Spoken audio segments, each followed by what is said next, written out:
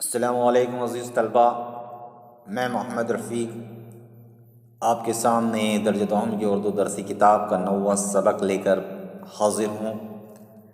اس سبق کا نام ہے دسترخوان۔ اس کے مصنف ہے وزیر آغا۔ پہلی بات، دسترخوان بچھا کر کھانا کھانے کا طریقہ بہت قدیم ہے اور ہماری تہذیب کا حصہ بھی۔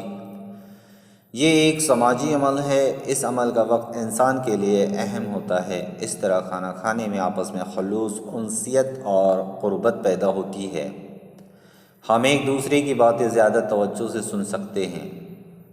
دسترخوان بچھا کر کھانا کھانے میں ایک فائدہ یہ ہے کہ اگر ایک دو افراد کا اضافہ بھی ہو جائے تو دسترخوان پر جگہ نکل آتی ہے۔ ذیل کے انشائیہ میں وزیر آغا نے کھانا کھانے کے عمل اور دسترخوان کو تہذیبی پس منظر میں رکھ کر اپنے منفرد خیالات پیش کیے ہیں۔ انشائیہ بچوں، اس کے لغوی معنی عبارت کے ہوتے ہیں۔ انشائیہ نثری ادب کی وہ صنف ہے جو مضمون کی مانند لگتی ہے مگر مضمون سے الگ انداز رکھتی ہے۔ انشائیہ میں انشائیہ نگار آزادانہ طور پر اپنی تحریر پیش کرتا ہے جس میں اس کی شخصیت کا پہلو نظر آتا ہے۔ کسی خاص نتیجے کے بغیر بات کو ختم کرتا ہے، یعنی نتیجے کو وہ قارئین پر چھوڑ دیتا ہے، پڑھنے والوں پہ چھوڑ دیتا ہے۔ بڑھتے ہیں جان پہچان کی طرف۔ وزیر آغا 8 مئی 1922 کو وزیر کوٹ میں پیدا ہوئے۔ انہوں نے اردو میں طنز و مزاح نگاری کے موضوع پر مقالہ لکھ کر ڈاکٹریٹ کی ڈگری حاصل کی۔ ڈاکٹریٹ پی ایچ ڈی جو پوسٹ گریجویشن کے بعد ہوتا ہے، اسے انگلش میں ڈاکٹر آف فلاسفی کہتے ہیں۔ ماہنامہ ادبی دنیا میں معاون مدیر کی حیثیت سے خدمات انجام دینے کے بعد انہوں نے اپنا ادبی رسالہ ماہنامہ اوراق جاری کیا۔ معاون، مددگار، مدیر ایڈیٹر کو کہتے ہیں، ڈائریکٹر ناظم انتظام کرنے والا جس کو ہم نقرا بھی کہتے ہیں۔ آگے بڑھتے ہیں۔ وزیر آغا کا شمار صف اول کے ناقدین میں ہوتا ہے۔ ناقدین، ناقد کی جمع ہے، تنقید کرنے والا۔ انہوں نے انشائیہ اور مضامین لکھے اور شاعری بھی کی۔ اردو میں انشائیہ کو ایک صنف کے طور پر قائم کرنے والوں میں ان کا نام سر فہرست ہے۔ خیال پارے، 12واں کھلاڑی اور چوری سے یاری تک ان کے انشائیوں کے مجموعے ہیں۔ ان کے انشائیوں کا کلیات پگڈنڈی کے نام سے شائع ہو چکا ہے۔ ادب میں طنز و مزاح، نظم جدید کی کروٹیں آدھی صدی کے بعد شام کی مڈیر سے اور انشائیہ کے خط خال ان کی تصانیف ہیں۔ بڑھتے ہیں سبق کی طرف۔ ایک زمانہ تھا کہ لوگ فرش پر دسترخوان بچھاتے، آلتی پالتی مار کر بیٹھتے اور ایک دوسرے کی آنکھوں میں آنکھیں ڈال کر کھانا کھاتے۔ اس جملے پر اگر غور کریں تو بچوں، اس جملے میں ایک جو ہے صفت عددی ہے، پر جو ہے حرف جار ہیں۔ جار کے ویسے مطلب پڑوس کے ہوتے ہیں۔ اس سے پہلے آنے والا لفظ جو ہے مجرور کہلاتا ہے۔ حرف جار سے پہلے آنے والے جو الفاظ ہوتے ہیں وہ اسم ہوتے ہیں یا ضمیر ہوتے ہیں، جیسے کہ یہاں فرش اسم ہے۔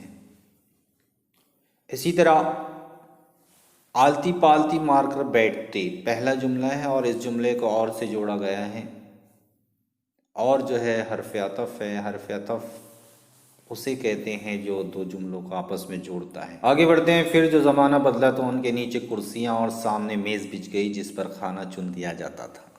کرسیاں، کرسی کی جمع ہے، اسم ہے۔ میز، یہ بھی اسم ہے۔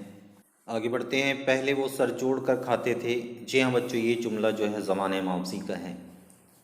اس کی پہچان تھے جملے کے آخر میں آتا ہے۔ اب سروں کے درمیان فاصلہ نمودار ہوا اور روبرو بیٹھا ہوا شخص مد مقابل نظر آنے لگا۔ مگر زمانہ کبھی ایک حالت میں قیام نہیں کرتا، چنانچہ اب کی بار جو اس نے کروٹ بدلی تو سب سے پہلے پلیٹ کو ہتھیلی پر سجا کر اور سرقت کھڑے ہو کر طعام سے ہم کلام ہونے کی روایت قائم ہوئی۔ جی ہاں بچوں، پہلے وہ بیٹھ کر سر جوڑ کر کھاتے تھے، اب سروں کے درمیان فاصلہ نمودار ہوا، پھر کھڑے ہو کر کھانے لگے، پلیٹوں کو ہاتھ میں لے کر طعام سے ہم کلام ہونے لگے۔ پھر ٹہل ٹہل کر اس پر طبع آزمائی ہونے لگی۔ انسان اور جنگل کی مخلوق میں جو ایک واضح فرق پیدا ہو گیا تھا کہ انسان ایک جگہ بیٹھ کھانا کھانے لگا تھا، جبکہ جنگلی مخلوق چراگاہوں میں چرتی پھرتی تھی اور پرندے دانہ دنکی کی تلاش میں پورے کھیت کو تختہ مشق بناتے تھے۔ اب باقی نہ رہا اور مدتوں کے بچھڑے ہوئے سینہ چاکانی چمن ایک بار پھر اپنے عزیزوں سے آ ملے۔ تختہ مشق حمزہ والی ترکیب ہے بچوں، اضافی ترکیب میں اس کو ہم مشق کا تختہ لکھیں گے۔ اسی طرح سینہ چاکانی چمن، اس کا معنی جو ہے عاشق کے ہوتے ہیں۔ یہاں بتایا گیا ہے کہ جس کو ہم چاہتے ہیں وہ ہم سے دور چلا جاتا ہے، لیکن جب ہم سے نزدیک آ جاتا ہے تو محبت میں اضافہ ہوتا ہے۔ اسی طرح انسان اور جانوروں کے درمیان میں جو فرق تھا کہ انسان ایک جگہ بیٹھ کر کھاتے تھے اور جنگلی جانور جو ہیں جنگلوں میں گھومتے ہوئے ان کا چگتے رہتے ہیں، یہ جو فرق تھا مصنف نے اسے بتایا ہے کہ اب باقی نہ رہا۔ آگے بڑھتے ہیں۔ اگر مجھ سے پوچھا جائے کہ کیا ہماری تہذیب کا گرام نیچے سے اوپر کی طرف گیا ہے تو میں کہوں گا کہ بے شک ایسا ہرگز نہیں ہوا ہے، کیونکہ ہم نے فرش پر چوکٹی مار کر بیٹھنے کی روایت ترک کر کے کھڑے ہو کر اور پھر چل کھانا کھانے کے وتیرے کو اپنا لیا ہے۔ وتیرہ طریقہ جو چرنے اور دانہ دن کا چگنے ہی کا ایک جدید روپ ہے۔ کسی بھی قوم کے اوپر جانے یا نیچے آنے کا منظر دیکھنا مقصود ہو تو یہ نہ دیکھیے کہ اس کے قبضہ قدرت میں کتنے علاقے اور خزانے آئے یا چلے گئے، فقط یہ دیکھیے کہ اس نے طعام اور شرکۂ طعام کے ساتھ کیا سلوک کیا۔ یہاں مصنف کہتے ہیں بچوں کہ اگر ہم کو کسی قوم کی ترقی دیکھنی ہے تو یہ نہ دیکھیں کہ اس کے قبضے میں یعنی اس کے پاس جو ہے کتنے علاقے ہیں، کتنا خزانہ ہے، کتنی مال و دولت ہے، بلکہ یہ دیکھنا ہے کہ وہ کھانے کے ساتھ کیا سلوک کرتا ہے، کس طرح کھاتا ہے، اور اگر شرکۂ طعام ہے یعنی طعام کے شرکا حمزہ والی ترکیب ہے یہاں، یعنی کھانا کھانے والوں کے ساتھ وہ کیا سلوک کرتا ہے یہ دیکھیں۔ اس سے پتہ چل جائے گا کہ وہ کتنا سلیقہ مند ہے، کتنا اعلیٰ ہے۔ بچپن کی بات ہے، ہمارے گاؤں میں ہر سال کپڑے بیچنے والے پٹھانوں کی ایک ٹولی وارد ہوتی تھی۔ یہاں مصنف اپنے بچپن کی بات بتا رہے ہیں۔ بچپن اس میں کیفیت ہے بچوں، وارد ہونا، حاضر ہونا۔ ٹولی تو آپ کو معلوم ہے، یہ لوگ سارا دن گاؤں گاؤں پھر کر کپڑے بیچنے کے بعد شام کو مسجد کے حجرے میں جمع ہوتے اور پھر وہ زمین پر کپڑا بچھا کر دائرے کے انداز میں بیٹھ جاتے۔ درمیان میں شوربے سے بھری ہوئی پرات بحر الکاہل کا منظر دکھاتی، جس میں گوشت کی بوٹیاں ننھے منھے جزیروں کی طرح ابھری ہوئی دکھائی دیتی۔ بحر الکاہل، بحر یعنی سمندر، کاہل یعنی سست۔ جی ہاں بچوں، یہ سمندر کا نام ہے۔ اس کا پانی بہت زیادہ کھارا ہوتا ہے، جس کی وجہ سے اس کے اندر سیلاب بہت کم آتے ہیں۔ شوربے کو بحر الکاہل کے مانند بتایا ہے اور اس کے اندر موجود گوشت کی بوٹیوں کو جزیروں کی مانند بتایا ہے۔ جزیرہ ہم کہیں گے سمندر کے درمیان میں خشکی کا ابھرا ہوا علاقہ، اسے جزیرہ کہتے ہیں۔ وہ ان بوٹیوں کو احتیاط سے نکال کر ایک جگہ ڈھیر کر دیتے اور شوربے میں روٹیوں کے ٹکڑے بھگو کر ان کا مڈا سا بنانے لگتے۔ وہ اس میں ضمیر ہے بچوں، روٹیاں اس میں مجموعہ ہے بچوں، ڈھیر اس میں مجموعہ ہے۔ اس جملے میں اور جو ہے حرف عطف آیا ہے، دو جملوں کو آپس میں جوڑتا ہے۔ یہ جملہ جو ہے مرکب جملہ ہے۔ آگے بڑھتے ہیں۔ جب ملیدہ تیار ہو جاتا تو شرکۂ طعام پوری دیانت داری کے ساتھ آپس میں بوٹیاں تقسیم کرتے اور پھر اللہ کا پاک نام لے کر کھانے کا آغاز کرتے۔ یہ جملہ جو ہے مرکب جملہ ہے بچوں، کیونکہ یہ جملہ جو ہے حرف عطف اور سے جڑا ہوا ہے۔ شرکۂ طعام حمزہ والی ترکیب آئی ہے۔ طعام کے شرکا، اسے اضافی ترکیب میں اس طرح لکھیں گے۔ وہ کھانا رک رک کر ٹھہر ٹھہر کر کھاتے، مگر بغیر رکے بے تقان بولتے۔ بے تقان سابقہ ہے، بے لگا کر تقان کا بے تقان بنا ہے۔ مجھے ان کے کھانا کھانے کا انداز بہت اچھا لگتا تھا۔ ماضی کا جملہ ہے بچوں، جملے کے آخر میں تھا ہے، اس کی ہلکی سی پہچان ہے۔ میں انہیں دیکھتا اور خوش ہوتا، اور جو ہے حرف عطف ہے، پہلا جملہ ہے میں انہیں دیکھتا اور خوش ہوتا، وہ بھی مجھے دیکھ کر خوش ہوتے اور برادرانہ محبت میں لتھڑا ہوا ایک آدھ لقمہ میری طرف بھی بڑھا دیتے۔ ان میں سے جب ایک شخص لقمہ مرتب کر لیتا، یعنی لقمے کو ترتیب دیتا، تیار کرتا، تو پہلے اپنے قریبی ساتھیوں کو پیش کرتا اور ادھر سے جزاک اللہ کے الفاظ وصول کرنے کے بعد اپنے منہ میں ڈالتا۔ یہ بچوں، مل کر کھانا کھانے کی یہی خصوصیت ہے، یہی اچھائی ہے کہ سامنے والے کا خیال رکھا جاتا ہے۔ اس کے برعکس اگر ٹہل ٹہل کر کھانے کو دیکھے تو انسان اپنے ہی کھانے میں مصروف رہتا ہے، اپنا ہی پیٹ دیکھتا ہے۔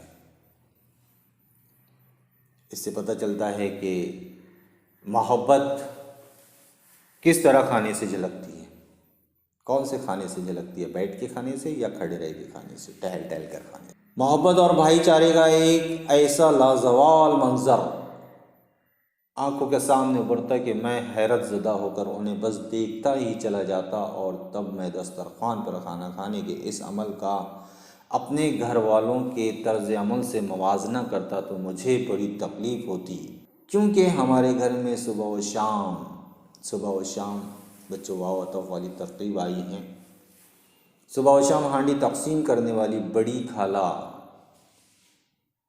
خالہ یہاں اگر غور کریں تو بڑی جو ہے صفت ہے، خالہ جو ہے موصوف ہے۔ بڑی خالہ کے گرد گرد بچوں کا ایک ہجوم جمع ہو جاتا۔ مجھے یاد ہے جب بڑی خالہ کھانا تقسیم کر رہی ہوتی تو ہماری حریص آنکھیں، حریص حرص سے بھری ہوئی، حرص کی جمع ہے حریص، ہانڈی میں ڈوئی کے گوتے لگانے اور پھر وہاں سے برآمد ہو کر ہمارے کسی سنگی ساتھی کی رکابی میں اترنے کے عمل کو ہمیشہ شکی نظروں سے دیکھتی۔ سنگی ساتھی جیسا کھانا وانا، روٹی ووٹی، اس طرح کے الفاظ ہوتے ہیں، اسی طرح سنگی ساتھی ایک ہی لفظ ہے، دو لفظوں سے مل کر بنا ہے، استعمال ہوا ہے یہاں۔ پوچھ سکتا ہے تو آپ لکھ سکتے ہیں۔ اگر کسی رکابی میں نسبتاً بڑی بوٹی چلی جاتی تو بس قیامت ہی آ جاتی۔ ایسی صورت میں خالہ کی گرجدار آواز کی پرواہ نہ کرتے ہوئے ہم بڑی بوٹی والے کی تکہ بوٹی کرنے پر تیار ہو جاتے اور چھینا چھپٹی کی اس روایت کا ایک ننھا سا منظر دکھاتے جو نئے زمانے کے تحت اب عام ہونے لگی ہے۔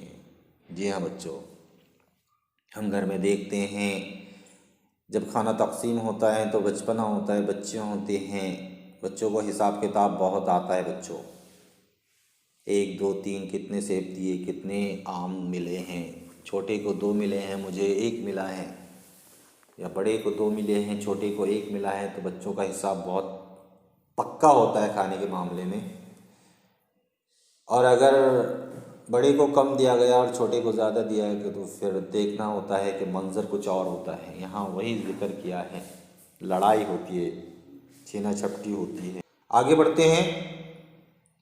اس زمانے میں کبھی کبھار ایک انگریز افسر بھی والد صاحب سے گھوڑے خریدنے آ جاتا۔ والد صاحب اس کے لیے میز کرسی لگواتے، انگریزی کھانا تیار کرواتے اور پھر گھنٹوں اس کے ساتھ بیٹھ کر کھانا کھاتے۔ ہمیں اس سے بہت ڈر لگتا تھا، اس لیے ہم اکثر کھڑکی کی جالی کے ساتھ چہرہ لگا کر اسے کھانا کھاتے ہوئے دیکھتے اور حیران ہوتے کہ صاحب کھانا کھا رہا ہے یا آپریشن کر رہا ہے۔ وہ اپنی پلیٹ میں ایک ابلا ہوا آلو لے کر بیٹھ جاتا اور پھر چھریوں اور کانٹوں سے گھنٹوں اس کے پرخچے اڑاتا رہتا۔ پرخچے اڑانا، تکہ بوٹی ایک کر دینا جیسا گزرا ہے، اسی طرح پرخچے اڑانا بھی چیر پھاڑ کرنا۔ یوں لگتا جیسے وہ میدان جنگ میں کھڑا ہے۔ آلو اس کا دشمن ہے جسے وہ اپنے اسلحے کی مدد سے زیر کرنے میں مصروف ہے۔ اسلحہ جنگی ساز و سامان کو کہتے ہیں بچوں۔ وہ جو کھانے کے معاملے میں رواداری، مفاہمت اور لطف اندوزی کا رویہ ہوتا ہے، اس انگریزی افسر میں مجھے قطعاً نظر نہ آیا۔ سچی بات تو یہ ہے کہ دسترخوان پر بیٹھ کر کھانا کھانے کی روایت ہمارا عزیز ترین ثقافتی ورثہ تھا، ثقافتی تہذیبی۔ اب یہ روایت اول تو کہیں نظر ہی نہیں آتی، اور کہیں نظر آ جائے تو ہماری شرمندگی کے فی الفور خود میں سمٹ جاتی ہے۔ جی ہاں بچوں، دیکھا گیا ہے دور حاضر کی اگر بات کریں تو بہت سی شادیوں میں ہم جاتے ہیں، دیکھتے ہیں کہ ٹیبل کرسی لگی ہوتی ہے۔ ہم گھر پر فرش پر بیٹھنے کے عادی ہیں، لیکن وہاں اگر انتظام نہیں ہے، فرش کا دسترخوان نہیں بچھا ہے، نیچے بیٹھنے کا انتظام نہیں ہے، تو ہم وہاں شرماتے، فی الفور ہونا، غائب ہو جانا۔ حالانکہ اس میں شرمندہ ہونے کی قطعاً کوئی بات نہیں، بلکہ میں کہوں گا کہ دسترخوان پر بیٹھنا ایک تہذیبی اقدام ہے، جبکہ کھڑے ہو کر کھانا ایک نیم وحشی عمل ہے۔ مثلاً یہی دیکھیے کہ جب آپ دسترخوان پر بیٹھتے ہیں تو دائیں بائیں یا سامنے بیٹھے ہوئے شخص سے آپ کے برادرانہ مراسم فی الفور استوار ہو جاتے ہیں۔ جی ہاں بچوں، جب ہم دسترخوان پر آمنے سامنے بیٹھتے ہیں تو مراسم تعلق فی الفور ہونا، فوراً بن جانا۔ آپ محسوس کرتے ہیں جیسے چند ساعتوں کے لیے آپ دونوں ایک دوسرے کی خوشیوں، غموں اور بوٹیوں میں شریک ہو گئے ہیں۔ ہمیں محسوس ہوتا ہے کہ ہم چند ساعتوں کے لیے، چند لمحوں کے لیے ایک دوسرے کی خوشیوں میں، غموں میں اور بوٹیوں میں شریک ہو گئے ہیں۔ چنانچہ جب آپ کے سامنے بیٹھا ہوا آپ کا کرم فرما دریا دلی اور مروت کا مظاہرہ کرتے ہوئے اپنی پلیٹ کا شامی کباب آپ کی رکابی میں رکھ دیتا ہے تو جواب غزل کے طور پر، جواب غزل، جب کوئی ایک بات کہتا ہے تو دوسرا بھی اس کی بات پر کچھ کہتا ہے کے طور پر آپ بھی اپنی پلیٹ سے مرغ کی ٹانگ نکال کر اسے پیش کر دیتے ہیں۔ اس کے بعد کھانا کھانے کے دوران لین دین کی وہ خوشگوار فضا خود قائم ہو جاتی ہے جو ہماری ہزاروں برس کی تہذیب کا مظہر ہے۔ ایک لہجہ کے لیے بھی یہ خطرہ محسوس نہیں ہوتا کہ سامنے بیٹھا ہوا شخص آپ کا مد مقابل ہے، اور اگر آپ کی ذرا بھی آنکھ چھپکی تو وہ آپ کی پلیٹ پر ہاتھ صاف کر جائے گا۔ ہاتھ صاف کرنا محاورہ ہے بچوں۔ دسترخوان کی یہ خوبی ہے کہ اس پر بیٹھتے ہی اعتماد کی فضا بحال ہو جاتی ہے، یعنی ہمارے اندر پورا اعتماد، یقین جو ہے پیدا ہو جاتا ہے، اور آپ کو اپنا شریک طعام حد درجہ شریف دکھائی دینے لگتا ہے، اور آپ کے ساتھ کھانے والا آپ کو اچھا لگتا ہے۔ دوسری طرف کسی بھی بفے ضیافت کا تصور کیجیے، بفے، کھڑے رہ کر کھانا، گھومتے پھرتے چلتے پھرتے کھانا، بات چیت کرتے ہوئے کھانا، تو آپ کو نفسا نفسی اور چھینا چھپٹی کی فضا کا احساس ہوگا، اور ڈارون کا جہد البقاء کا نظریہ یہ بالکل سچا اور برحق نظر آئے گا۔ جہد البقاء، اپنے آپ کو باقی رکھنے کے لیے جدوجہد کرنا، یہ ڈارون کا فلسفہ ہے، نظریہ ہے۔ دسترخوان کی ایک اور خوبی اس کی خود کفالت ہے۔ دسترخوان جو ہوتا ہے وہ خود کفیل ہوتا ہے۔ خود کفیل یعنی ہر طرح کی جو چیزیں ہوتی ہے دسترخوان پہ سجی ہوئی ہوتی ہے جو انسان کی ضرورت کو پوری کرتی ہے۔ جب آپ دسترخوان پہ بیٹھتے ہیں تو اس یقین کے ساتھ کہ آپ کی جملہ ضروریات کو بے طلب پورا کر دیا گیا ہے، یعنی آپ کی جو بھی ضرورت ہے آپ کو دسترخوان پر ہر چیز نظر آتی ہے، آپ اطمینان کر لیتے ہیں کہ مجھے جو چاہیے وہ سب دسترخوان پہ موجود ہے۔ چنانچہ آپ دیکھتے ہیں کہ سامنے دسترخوان پر ضرورت کی ہر چیز موجود ہے، حتیٰ کہ اچار، چٹنی اور پانی کے علاوہ حلال تک مہیا کر دیے گئے ہیں، حلال دانتوں میں کرنے کی تیلی۔ دسترخوان پر بیٹھنے کے بعد اگر آپ کسی کو مدد کے لیے بلانے پر مجبور ہوں تو اس کا مطلب یہ ہے کہ یا تو میزبان نے حق کی میزبانی ادا نہیں کیا یا مہمان نے اپنے منصب کو نہیں پہچانا۔ دو چیزیں ہو سکتی ہے بچوں، دسترخوان پر بیٹھنے کے بعد اگر آپ کسی کو بلانا پڑ رہا ہے کہ یہ لاؤ وہ لاؤ، تو جو میزبان ہے اس نے کچھ کمی کر دی ہے، یا پھر ہو سکتا ہے کہ آپ جو ہے بہت زیادہ کھانے کے شوقین ہیں۔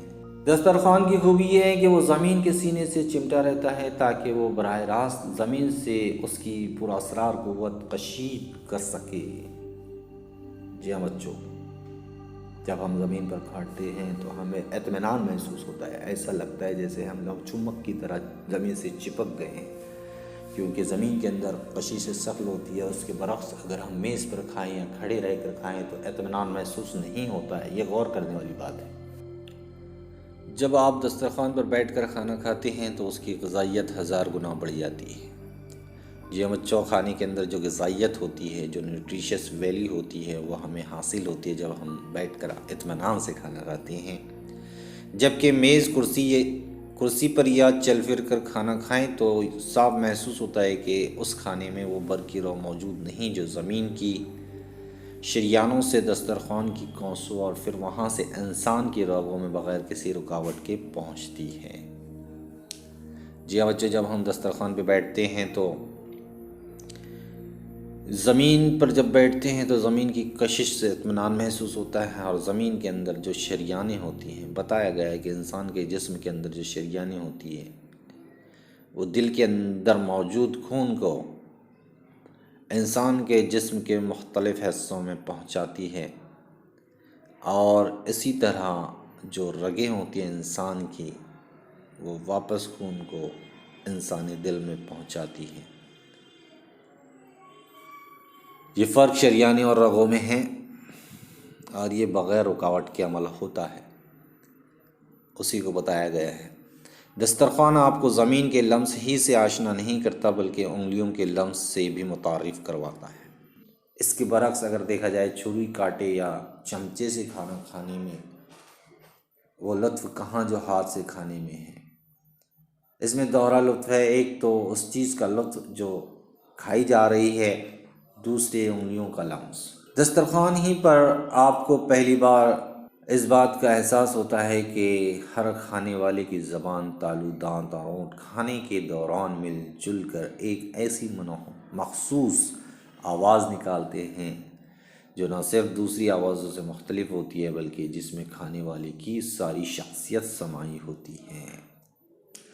کسی شخص کے اصل کردار سے آشنا ہونا ہو تو کھانے کے دوران اس کے منہ سے برآمد ہونے والی آوازوں پر کان دیں، کیونکہ ہر شخص کے اندر کی ساری شرافت یا خباثت اس کے کھانے کی آواز ہی میں مضمر ہوتی ہے۔ مضمر ہونا، چھپا ہونا۔ سچی بات تو یہ ہے کہ دسترخوان پر پوری دل جمعی سے بیٹھ کر کھانا کھانے اور وفِ ضیافت میں انتہائی سراسیمگی کے عالم میں کھانے زہر مار کرنے میں وہی فرق ہے جو محبت اور ہوس میں ہے، خوشبو اور بدبو میں ہے، صبح کی چہل قدمی اور 100 گز کی دوڑ میں ہے۔ جی ہاں بچوں، جب ہم دسترخوان پر بیٹھ کر کھاتے ہیں تو ہمیں اطمینان محسوس ہوتا ہے، پوری دل جمعی کے ساتھ ہم کھاتے ہیں، سکون سے کھاتے ہیں، اس کھانے کی غذائیت سے فائدہ اٹھاتے ہوئے کھاتے ہیں۔ لیکن بفے سسٹم جو ہے، بفے ضیافت، بفے دعوت جو ہوتی ہے، اس میں فرق ہے۔ انتہائی سراسیمگی کے عالم میں کھانا کھایا جاتا ہے، اطمینان نہیں ہوتا، زہر مار کرنا محاورہ ہے بچوں، نہ چاہتے ہوئے بھی کھانا، نہ چاہتے ہوئے ہمیں کھانا پڑتا ہے۔ جس طرح محبت اور ہوس میں فرق ہے، خوشبو اور بدبو میں فرق ہے، صبح کی چہل قدمی میں اور 100 گز کی دوڑ میں فرق ہے۔ جی ہاں بچوں، محبت ہم خوشی سے کرتے ہیں، خوشبو خوشی سے لگاتے ہیں، 100 گز کی دوڑ نہیں کر پاتے، لیکن چہل قدمی کرنے میں ہمیں مزہ آتا ہے تاکہ ہم صحت مند رہیں۔ اسی طرح دسترخوان بچھا کر کھائیں گے، نیچے زمین پر بیٹھ کر کھائیں گے تو صحت میں اضافہ ہوگا، غذائیت سے فائدہ اٹھائیں گے کھانے کی۔ ہمارا یہ سبق یہیں ختم ہوتا ہے۔ اس سبق میں آئی ہوئی سرگرمی کو انشاءاللہ اگلے ویڈیو میں پیش کروں گا، تب تک کے لیے آپ سے اجازت چاہوں گا۔ السلام علیکم ورحمۃ اللہ وبرکاتہ۔